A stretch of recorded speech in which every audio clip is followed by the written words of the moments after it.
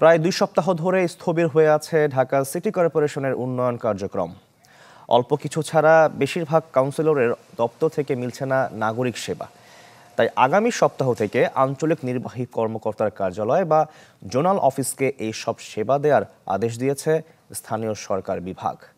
শফিকুল ইসলাম সবুজের রিপোর্ট, ছবি তুলেছেন রিপু আহমদ।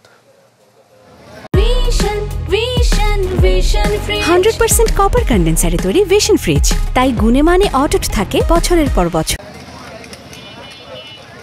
ঢাকা দক্ষিণ সিটির 27 নম্বর ওয়ার্ডের নাজিমউদ্দিন রোড। এই সড়কে সুয়ারেজ পাইপ বসানোর কাজ শুরু হয়েছে কয়েক মাস আগে।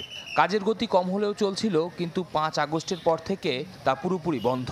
শুধু এটি নয়, দুই সিটির প্রায় 3000 কোটি টাকার কাজ স্থবির হয়ে পড়েছে চলমান অবস্থায়।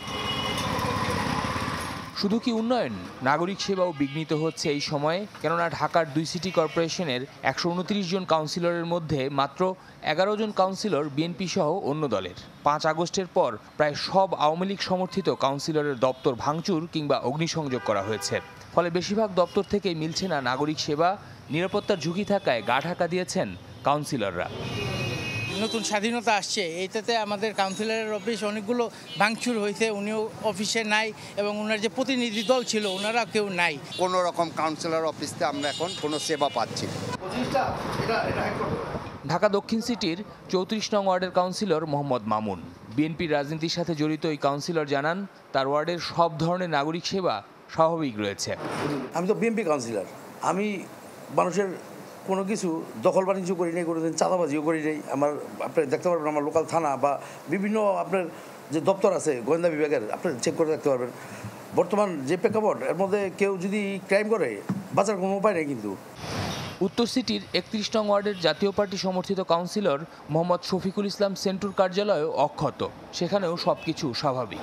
আমার আব্বার ডেথ সার্টিফিকেট নিতে আমি মনে করছিলাম কাজ হবে না, তো ইনশাল্লাহ এখানে কাজ হচ্ছে, আমি পাওয়া গেছে। এটি আমি আসছি আমার 2টা বার্থ সার্টিফিকেট সংশোধনের জন্য। আমার ভাতিজি জনতার সাথে ছিলাম, কোটা আন্দোলনের পক্ষে ছিলাম। জনতার পক্ষে থাকার কারণে আজকে আমরা অফিস করতেছি। জনগণের সেবা করার যে সুযোগটা, সেই সুযোগটা আমরা কাজে লাগাচ্ছি। এরই মধ্যে স্থানীয় সরকার বিভাগ থেকে আদেশ জারি হয়েছে, উদ্ভূত অবস্থায় সিটি কর্পোরেশনের প্রধান নির্বাহী কর্মকর্তা আর্থিক ও প্রশাসনিক বিভাগের ক্ষমতাপ্রাপ্ত হবেন।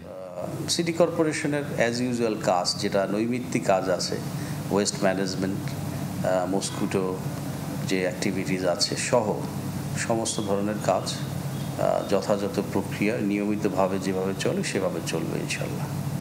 এরই মধ্যে জানানো হয়েছে, যে সকল কাউন্সিলর দপ্তরে অনুপস্থিত, যেখানে নাগরিক সেবা মিলছে না, সেসব এলাকার বাসিন্দারা আগামী সপ্তাহ থেকে জন্ম মৃত্যু সনদ, ওয়ারিশনামা সহ অন্যান্য সেবা নেবেন আঞ্চলিক নির্বাহী কর্মকর্তার কার্যালয়ে কিংবা জোনাল অফিস থেকে। শফিকুল ইসলাম সবুজ, চ্যানেল 24, ঢাকা।